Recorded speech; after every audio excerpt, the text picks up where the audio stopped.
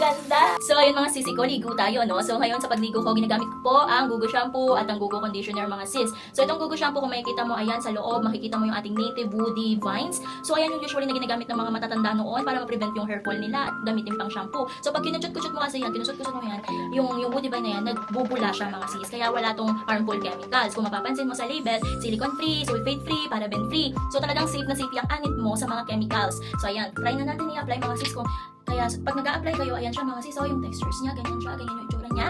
Ayan mga sisi ko, i-apply na natin, no? Ayan. Ayan, mabula talaga yan mga sis. So basa lang tayo ng konti sa buhok. Ayan. Ayan, basa lang natin yung buhok natin. Tapos kung meron kayong mga ganito, ayan yung pang scrub sa hair. Ayan siya mga sis, ganyan siya kabula mga sisi ko. Ayan, para makuskus yung anit niyo mga sis. Ayan, kuskus. So nung simula ginamit ko to mga sisi ko, nagkaroon ako ng mga maliliit na baby hair dyan. So hindi lang mga baby hair mga sis, talagang na-prevent niya yung hair fall ko mga sis. So ayan. Ayan, talaga naman. Gamitin na natin yung kamay kasi medyo nagmadalitan. Ayan. Ang bango din nito mga sis kung maano kayo sa mga scent na talagang organic smell. Ayan mga sisi ko. Ayan, basta kuskusin mo maigit. Talagang ganyanin mo para maano yung buhok mo. So, yun siya mga sis. So, punta naman tayo sa conditioner. So, ano bang work ng conditioner? Siyempre, no-condition niya yung hair mo. Diba mga sisi ko? So, talaga naman, nakaka-help naman to mag-straight ng hair mo. So, ayan naman siya mga sis. Ganyan siya. Ayan.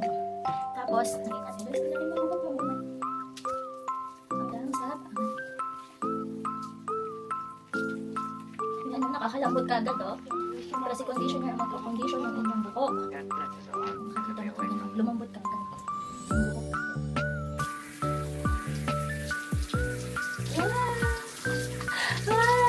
Ganda! Ayan mga sisi ko, alagaan nyo na. Hindi lang to for sisi ha. Pwede din sa ating mga kalalakihan.